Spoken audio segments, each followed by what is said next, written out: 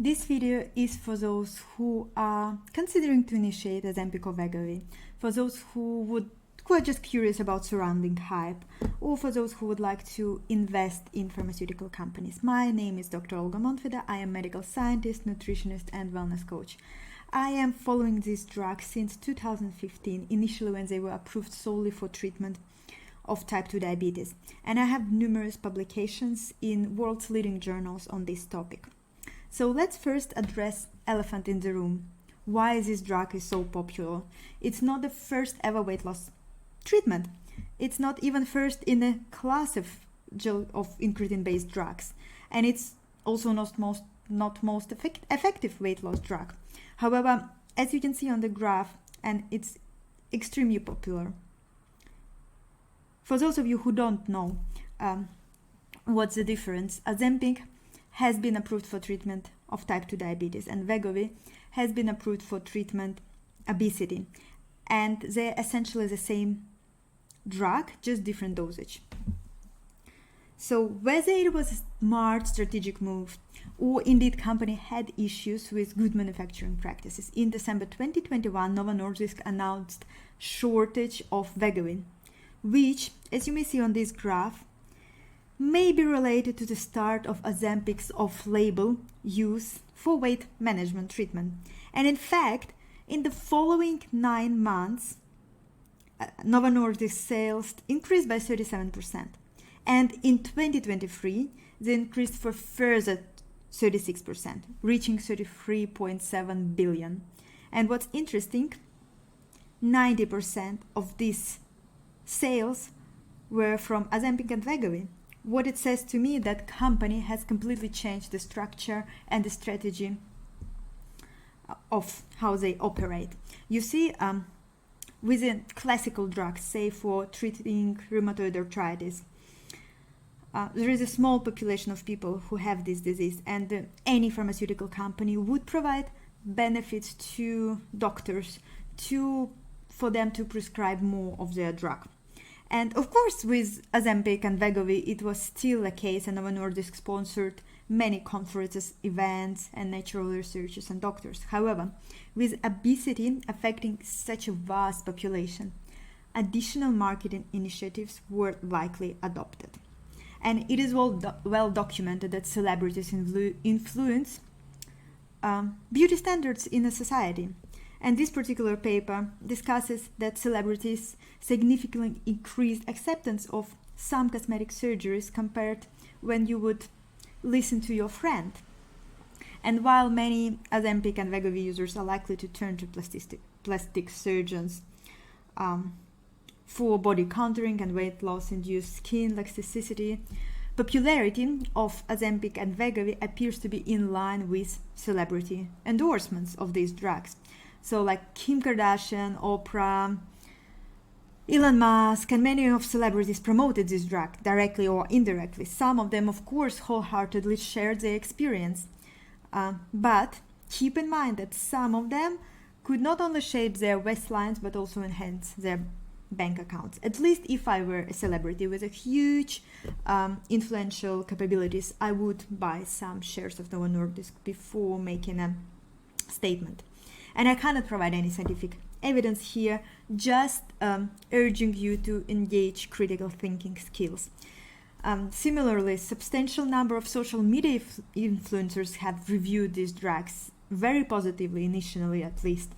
And again, it is very well known that these influencers would receive this drug for free, which is very expensive, or would they have other forms of benefits like cash or sales commissions.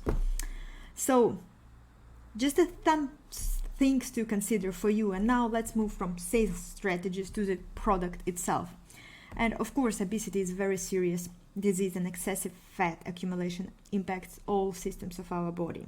So having an effective treatment of this condition may pose significant benefits to individuals and society in general. And it is standard practice for pharmaceutical company to sponsor large randomized controlled trials to prove efficacy of the drug. And here we can see first 5 trials on semaglutide. And results suggest that people would lose 7 to 16 kgs over 1-2 years of treatment. In addition, It was shown in Step 5 trial, which lasted 2 years, improvements in various cardiovascular risk factors such as blood pressure, C-reactive protein, and triglycerides. Let's have a closer look on Step 1 trial. It lasted 68 weeks, and the protocol included unsupervised lifestyle intervention consisting of 500 calorie deficit and 150 minutes of physical activity weekly. And approximately half of people would ingest semaglutide, and another half of people would ingest placebo, and they wouldn't know which drug they're receiving. And as you can see from the graph, semaglutide showed impressive body weight reductions from around 105 kgs at baseline. People would lose approximately 17 kgs. However, if we scroll down and read not only the main paper but also explore supplement of this material, of this paper, we will notice that of these 70 kgs, 7 were lost from lean body mass loss, which means that if a person weighted themselves and they see 70 kg minus on their scales, 70% of this would mean a loss of muscle mass. And this may be like taking 1 step forward and 2 steps back. Because when you drop muscle mass by 40%, you're losing huge chunk of daily calorie burn. And the fewer calories you burn at rest, the easier it will be for you to gain weight, and the harder it will be for you to lose weight. So, and in this way, and by the way, it's really, really incredibly hard to rebuild this lost muscle mass. So I would say we need more data on this topic, because I was only able to find 1 or 2 papers. All of them suggest 20 to 50% of weight loss in lean body mass loss. However, it's not specifically designed randomized controlled trials for this question, and the methods and measurements are very questionable. Vast majority of people who had stopped this extremely, by the way, expensive drug regained their body mass. And I know you're probably thinking like, I just need this magic kick and I will be the one who is preserving the achievement, but previous slide and statistics are not in your favor. So think twice if it's a good investment. If after 2 years of spending this money and having huge side effects, I will talk about them in the next slide, you are returning exactly where you were before, if it's worth of a game. And coming to serious side effects, yes, these drugs do have serious side effects, and it is not uncommon when people complain that they cannot just keep up with anything in their life because of the side effect. Please explore YouTube videos of people who are actually ingesting this drug and who are sharing their experience, because it is something to consider for you, definitely. And when it comes to long-term benefits, we don't know what we don't know. So you see GLP-1 receptors allocated all over our body: pancreas, kidneys, muscles, thyroid gland. And with thyroid gland, there are specific concerns, because it's seen that there is increased risk of developing thyroid cancer in people who are using GLP-1 receptor agonists compared to general population. And you see, when I work with my clients, I usually focus on mental issues, because when we overeat, there is something behind it. Even if you think like there is nothing, I just crave, or I was just tired, there is some sort of emotion, usually like feeling bored, feeling lonely, feeling unloved, unappreciated, maybe even stressed, angry, anxious. Any type of emotion or need is sitting below. We just don't recognize it. And unconsciously, food is our coping strategy. It's how we numb this feeling. And what these drugs are doing, they are reducing appetite and increasing satiety. So what does it mean? You no longer have your coping strategy, but the pain, emotional pain, still exists, and it will manifest in other ways, in other behaviors, in other diseases. And European Medicine Agency now is reviewing data on the risk of suicidal thoughts and thoughts of self-harm with people who are using GLP-1 receptor agonists. This is a broader class of these drugs.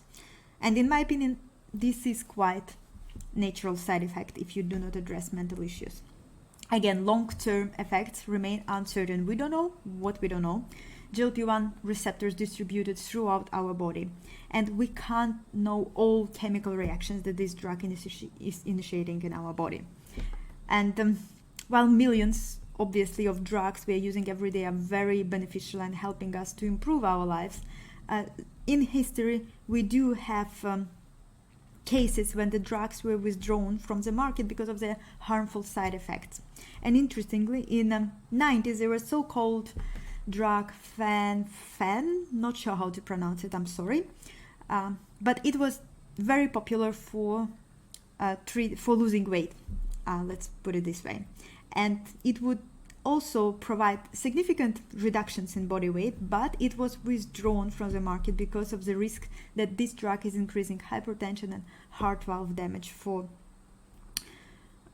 So while GLP-1 and semaglutide has proven its potential cardiovascular protective benefits, we don't know what we don't know, so we will see in a couple of years what actually is going on. And for those who are looking to invest in this or other pharmaceutical company who are working on some sort of forms of maybe oral or injectable weight loss management drugs, this fen company back in the 90s ended up in 13 billion losses due to legal proceedings. So if you are looking to initiate this drug, make sure you are balancing your nutrition, because we don't know again whether these people started to eat healthy or they just reduce their caloric intake, participants of the trials. But it's definitely worth of spending extra $100, $200 on nutritionists who will help you to balance and avoid risk of malnutrition. Keep in mind, again, significant loss of your muscle mass. And it is unknown whether extra resistant training will help you to preserve your muscles. I was able to find only 1 or 2 papers, and unfortunately they were not suggesting that any benefits of extra resistance training, but perhaps that's something more evidence we need to create. So keep in mind extreme side effects of this drug, and that you will not function at your best, at least in the beginning for first 2-3 weeks. And of course, consider a mental health professional. Even if you think I am alright and I will be alright, just food was your friend, food was your coping strategy, or probably still is. And when you cut it off, something different will pop up. And it is, by the way, it's quite common that people who are on Wegovy, they start drinking more, which is again quite natural. So I hope this video was useful and it was somehow different from the rest of reviews. Share your thoughts in the comments and see you next time.